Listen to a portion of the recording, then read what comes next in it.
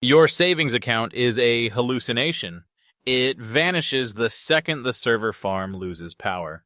I have seen millionaires starve in luxury condos because they could not eat digital zeros. When the grid dies, your platinum credit card is just a piece of plastic you cannot even use to scrape ice off your windshield. The silence is coming. No notifications, no ATMs. Just the sound of your stomach turning against you. You are a biological machine running on fuel you can no longer buy. The system has failed, but physics has not. The economy didn't collapse with an explosion, it collapsed with a whimper, and now you are standing in the wreckage of the digital age with nothing but your wits. I'm going to show you how to hack the new economy of calories, thermodynamics, and trust before the panic sets in. The anatomy of a financial cardiac arrest. The collapse does not happen like it does in the movies. There is no singular moment where the credits roll and the zombies appear. Instead, it is a slow, grinding suffocation of the complex supply chains that keep humanity alive. You wake up and the normalcy bias in your brain tells you it is just a glitch. The power flickers, the phone buzzes with useless alerts, and your banking app spins in an infinite loading circle. This is the moment most people die, metaphorically speaking, because they wait. They wait for the government to fix it. They wait for the lights to hum back to steady life. But you are not going to wait.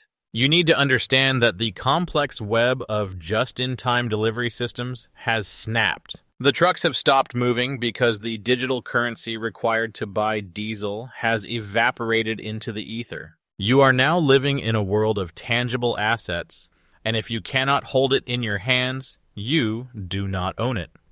This is the shift from a fiat economy to a kinetic economy. Your net worth is no longer calculated in dollars or euros.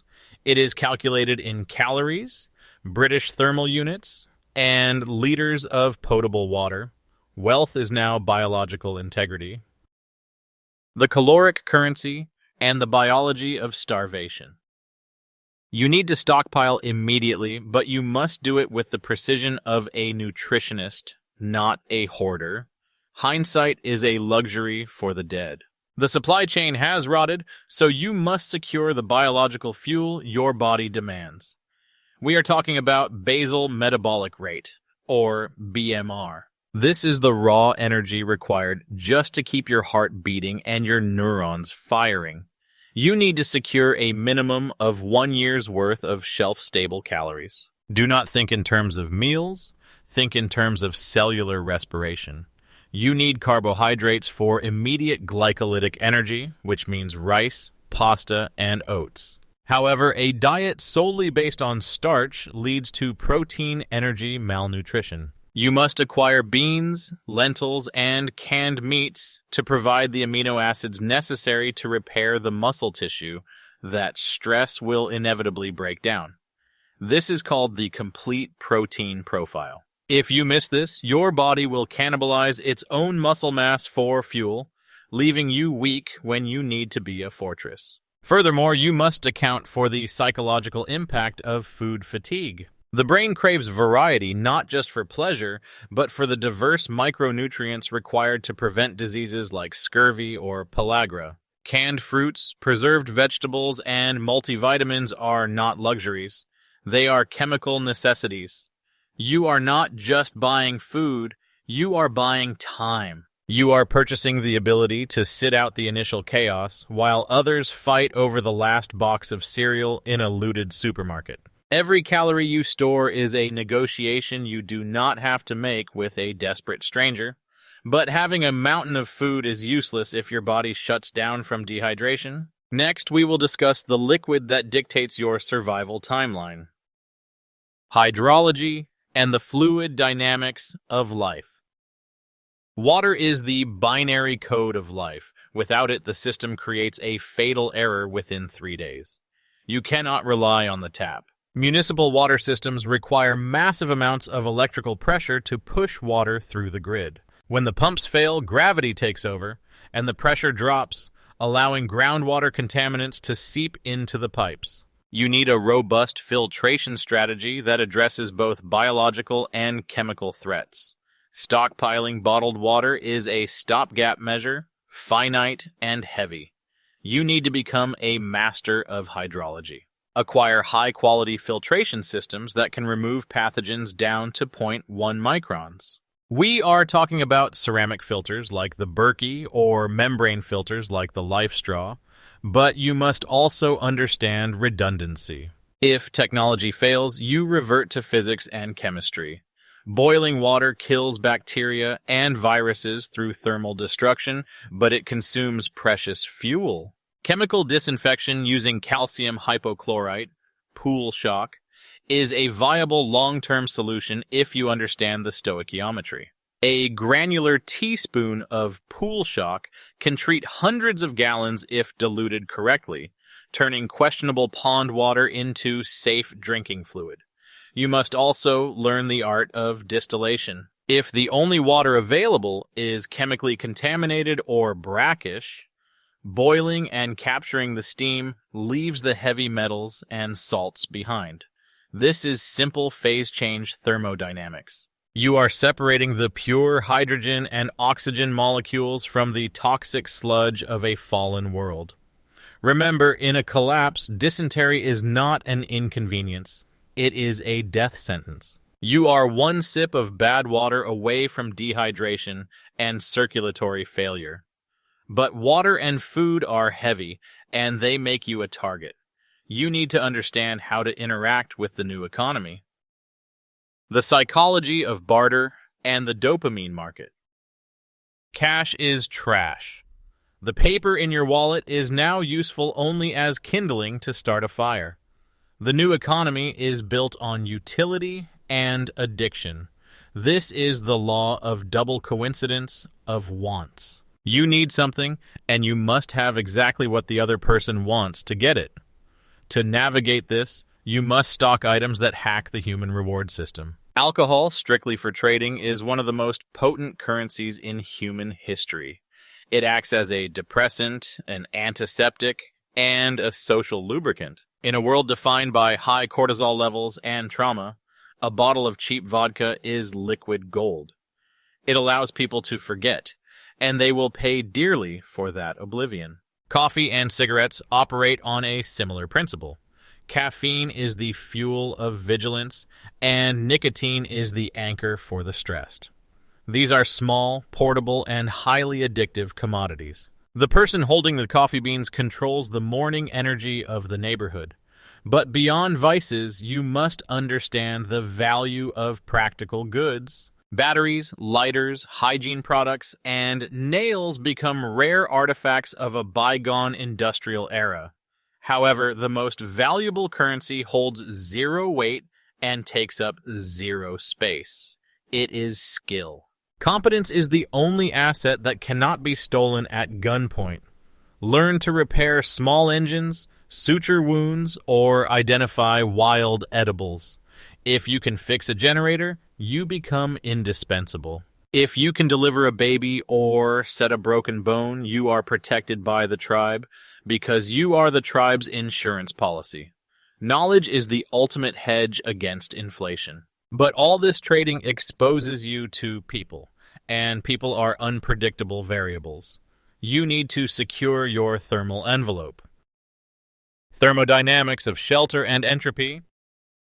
The grid was your external metabolism. It provided the heat your body couldn't produce and the cooling you couldn't sweat out. When the grid fails, you are battling the second law of thermodynamics, entropy. Heat will always inspect your home for weaknesses, trying to escape in winter or invade in summer. You must view your shelter not as a house, but as a thermal battery. If you live in a cold climate, you need to understand insulation values and microclimates. You can heat a single room with a simple tea light candle and a clay pot architecture if you understand how to trap convection currents. This is about minimizing the volume of air you need to condition. Do not try to heat the whole house, retreat to the core. Solar panels are excellent, but they require batteries that degrade. Wind turbines effectively harness kinetic energy but require maintenance. A wood stove is the most robust, redundant heating system because it relies on simple biomass combustion, but you must secure the fuel source now. However, the byproduct of life is waste, and without the grid, sanitation becomes your enemy. You must manage waste streams to prevent the vectors of disease. Composting acts as a biological incinerator, using thermophilic bacteria to break down pathogens in human waste if managed correctly. If you fail at this, the cholera bacteria does not care about your stockpile of gold. It will kill you just as dead as a bullet. You are managing a biological ecosystem within your home. Speaking of ecosystems, you cannot eat stored beans forever. You must become a producer. Botany as engineering and the nitrogen cycle. The grocery store is a museum of a failed civilization. To survive long-term, you must turn your balcony, backyard, or rooftop into a caloric production facility. This is not gardening. This is biological engineering. You need to understand the nitrogen cycle. Plants deplete soil nutrients, specifically nitrogen, phosphorus, and potassium. You cannot just plant seeds and hope magic happens. You need to cultivate soil fertility through composting and nitrogen-fixing plants like legumes. Saving seeds is critical. Most modern crops are hybrids that do not breed true. Their offspring are genetic failures. You need heirloom, open-pollinated seeds that carry stable genetic code from one generation to the next. Focus on high-yield crops. Potatoes are the kings of caloric density per square foot. They grow underground, hidden from prying eyes, and provide massive carbohydrate loads. Squash creates ground cover that retains soil moisture. Corn reaches for the sun. This is the Three Sisters method used by indigenous peoples, a perfect example of companion planting, where each organism supports the other's survival. You are building a permaculture system, a self-sustaining loop where waste becomes food and food becomes energy. But keep this quiet. A flourishing garden in a starving neighborhood is a beacon that screams, "Loot me." You need to understand the dynamics of the informal network. Social dynamics and the prisoner's dilemma. When the official institutions evaporate, the informal economy rises like weeds through cracked pavement. People will spontaneously organize, but trust becomes the scarcest resource. You are entering a real-world application of game theory, specifically the prisoner's dilemma. If everyone cooperates, everyone wins. If one person defects and betrays the group, they win big initially, but destroy the system. You need to build a tribe based on mutual verification. Find the informal networks now.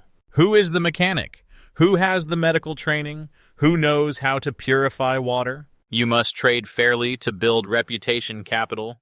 In a village economy, your reputation is your credit score. If you cheat someone, the word spreads instantly, and you are chemically exiled from the trade network.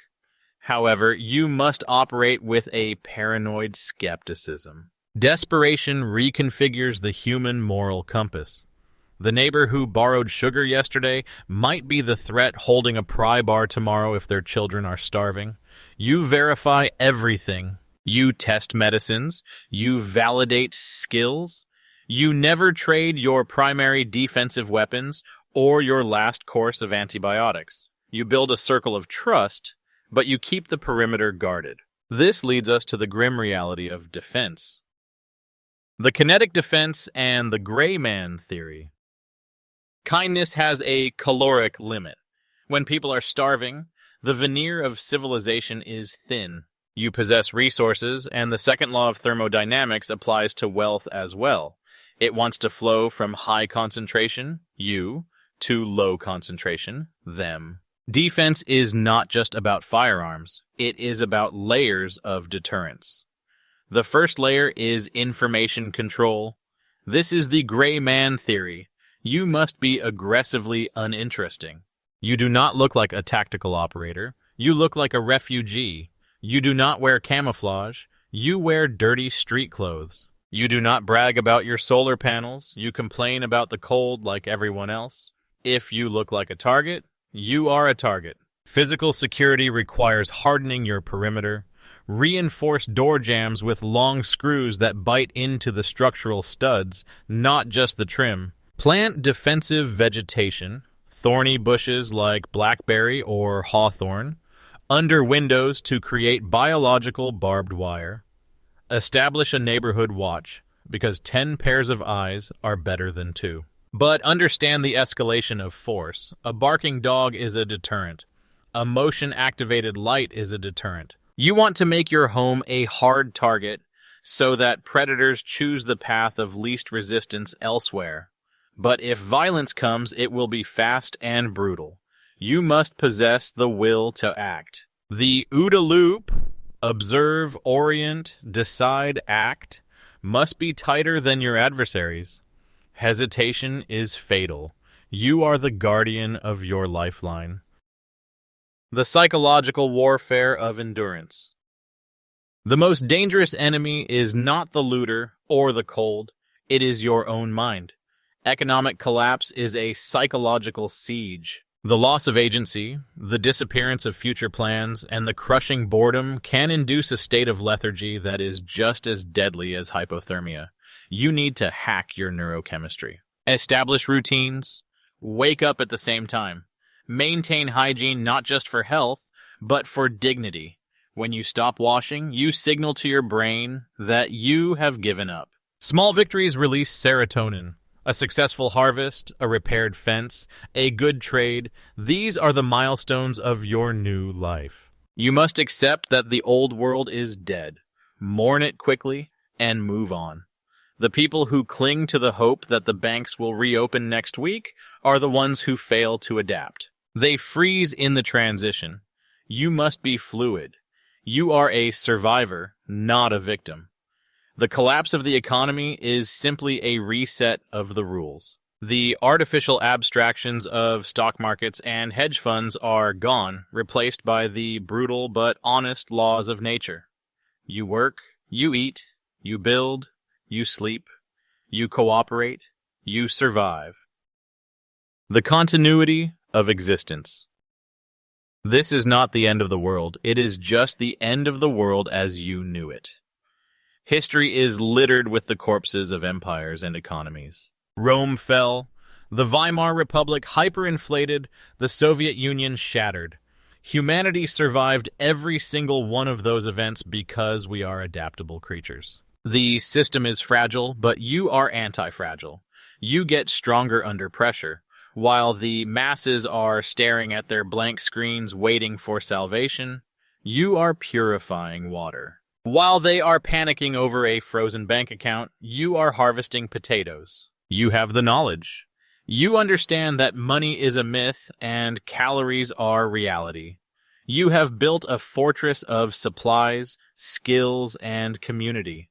The cold wind of the economic winter is blowing, but your fire is lit.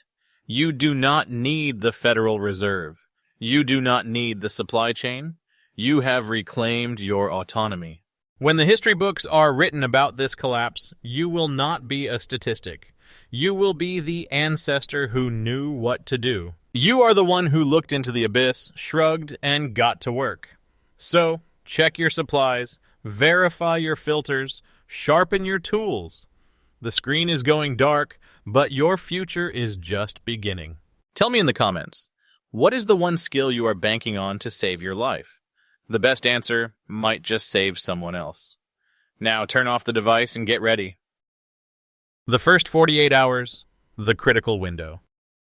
The moment the realization hits that this isn't a temporary outage but a systemic failure, you enter the golden hour of survival. This is the short window where digital transactions might still flicker, where stores are still unlocking their doors out of habit, and where the masses are still in the confusion phase rather than the panic phase. You must move with speed and aggression. Max out every credit limit you possess. In a collapse scenario, debt is a ghost that will never haunt you. If the currency is going to zero, the debt denominated in that currency is also going to zero. Go to the hardware stores first, not the grocery stores. Everyone runs for bread and milk. You run for nails, lumber, tarps, and seeds. You are entering a procurement phase where you are converting imaginary numbers into physical reality. Fill your gas tank and fill every approved container you have. Gasoline stabilizes significantly better if treated, so buy fuel stabilizers immediately. Cash out whatever you can from the ATMs while they still hum. Even if paper money ultimately becomes worthless, in the transition period, the first few weeks, it will still hold psychological value for those who haven't accepted the new reality. You can use their delusion to trade for their tangible goods. This is ruthless, but survival is not a charity event. It is a competition for limited resources. Once that window closes, the shutters come down, and the gray man phase begins. The medical supply chain collapse. We must deepen our understanding of the medical crisis. When the pharmacies lock their gates, you are entering a pre-antibiotic era. A simple scratch from a rusty nail or a deep cut while chopping wood can lead to sepsis and death within days. You need to understand the pharmacology of what you are stockpiling. Fish antibiotics often contain the exact same amoxicillin or ciprofloxacin as human prescriptions, merely labeled differently to bypass regulation, though you must verify this with your own research and risk assessment. You need antiseptics in bulk, betadine, isopropyl alcohol, but you must also look at the natural pharmacopoeia. Willow bark contains salicylic acid, the precursor to aspirin.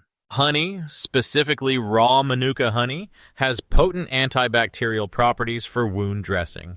You need to learn how to suture, but more importantly, you need to learn when not to suture. Closing a dirty wound traps bacteria inside, creating an abscess. You need to understand the difference between primary and secondary intention healing. This is the knowledge gap that kills. Stockpile chronic medications if you or your family depend on them. Insulin, asthma inhalers, heart medication, these are your timers. When they run out, the clock stops. You must look for alternatives or taper strategies now while you have the internet to research them. Knowledge is the only doctor making house calls in the apocalypse. The endless winter. Thermal degradation.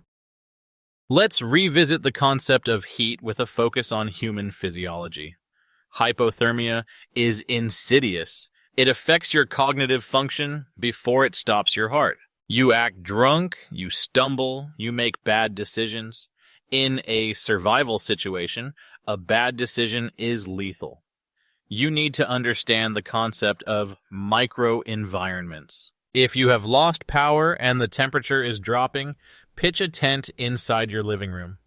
The volume of air inside the tent is small enough for body heat to maintain a livable temperature. Sleep together. Humans are 100-watt heaters. Piling bodies together shares thermal radiation. Clothing is your first line of shelter. Cotton kills. When wet, it loses all insulating properties and sucks heat from the body 25 times faster than air.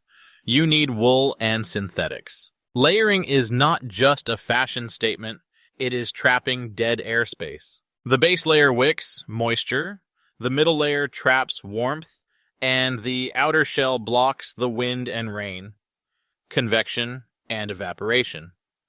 You must manage your sweat. If you work hard chopping wood and sweat through your clothes, the moment you stop moving, that sweat will freeze you. Work cool is the mantra. Remove layers before you sweat. Add them back when you stop. You are managing your body's thermodynamics like a reactor operator. The dark side of community, the parasite problem. While building a tribe is essential, you must be vigilant against the parasites. These are individuals who bring nothing to the table but demands. In normal society, they are supported by the safety net. In a collapse, they will drain your resources and offer nothing in return. You must establish strict boundaries. Charity can get you killed if it compromises the baseline survival of your core group. This sounds harsh, but the lifeboat has a maximum capacity. If you overload it, everyone drowns. You need to vet your alliances through stress tests. Give a specialized task to a potential group member. See if they complete it. See if they complain. See if they steal. Character is revealed under pressure. The time to find out your neighbor is a coward or a thief is not during a raid, but during the preparation phase. You are looking for high-agency individuals, people who see a problem and fix it without waiting for permission. These are the engines of your new society. The whiners, the victims, the ones waiting to be saved, they are liabilities. You must gently but firmly distance yourself from the energetic black holes. The information blackout and the radio frequency. When the internet dies, humanity loses its collective brain. You cannot Google how to cure an infection or how to fix a carburetor. You need a hard copy library. Print out manuals, maps, and guides now. Laminate them. But you also need active intelligence. Information is security. You need a ham radio, or at least a shortwave receiver. Even if you don't transmit, listening allows you to gather intelligence on weather patterns, government movements, or the spread of civil unrest. Understanding radio frequencies is a superpower. You can communicate with your team over short distances using GMRS or FRS radios without alerting the entire county, provided you use discipline. Codes, brevity, and scheduled transmission windows prevent triangulation. If you are broadcasting music and chatter, you are putting a beacon on your location. Silence is golden, but listening is survival. You want to know where the fire is before you smell the smoke. The final push, the psychology of the new normal. Adaptation is the ultimate survival trait. Darwin did not say the strongest survive, he said the most adaptable survive. The people who crack are the ones who cannot let go of the past. They will sit in their cold houses clutching their useless money, waiting for a reality that is gone. You must embrace the grind. There is a strange freedom in the collapse. The trivial anxieties of modern life, traffic, emails, social media likes, are incinerated. What remains is pure undistilled existence. You will find that food tastes better when you have grown it. Water tastes sweeter when you have purified it. The bond with your tribe is deeper than any friendship you had in the old world because it is forged in the fire of necessity. You are reclaiming your humanity from the machine. The collapse is terrifying. Yes, it is painful, absolutely. But it is also an opportunity to build something real. You are the architect of the post-collapse world. The banks are closed, but the future is open. It belongs to the bold, the prepared, and the relentless. So, look at your hands. These are the tools that will build your survival. Look at your mind. This is the weapon that will defend it. The system was a cage, and now the bars are broken. It is a dangerous freedom, but it is freedom nonetheless. Do not be afraid of the dark. Be the one who lights the fire. The economy is dead. Long live the survivor. Next, we are going to discuss exactly how to perform field surgery when the hospitals are burning. You cannot afford to miss this. Stay tuned, stay sharp, and stay alive. The mechanics of scavenging. Eventually, stockpiles run dry. You will have to venture out. Scavenging is not looting. It is the recovery of wasted resources, but you must understand the risk profile of every environment. Commercial districts will be picked clean or heavily defended by gangs within the first week. The best resources are often in the overlooked places. Office buildings have massive medical kits in the break rooms, vending machines with calories, and cleaning supplies. Industrial parks have fuel, tools, and raw materials like steel and piping. When you scavenge, you need to understand urban geography. Move through the spaces between. Avoid main roads. Use alleyways, maintenance tunnels, and fence lines. You must master the art of entry. Lockpicking is a quiet skill. Breaking a window is a loud mistake. A simple set of bump keys or lockpicks can get you into a supply closet without announcing your presence to the entire block. And always have an exit strategy. Never enter a space you cannot escape from in two directions. If you get cornered, you get dead. The return to analog. We are undergoing a rapid de-evolution of technology, sliding back down the ladder of history. You need to stop thinking digital and start thinking analog. A map on a phone is useless when the GPS satellites drift or the battery dies. You need topographical paper maps and a magnetic compass. You need to know how to navigate by the sun and stars. A mechanical watch is superior to a smartwatch because it runs on potential energy, not lithium. Tools should be manual. A hand drill lasts forever. A battery drill lasts until the charge creates a paperweight. Saws, axes, hammers, brace and bit drills, these are the tools that built civilization, and they are the tools that will rebuild it. Learn to sharpen blades. A dull knife is a dangerous tool. Whetstones and oil are essential. You are building a workshop that requires no voltage. This is the ultimate resilience. When the grid is down, your capacity to work remains at 100%.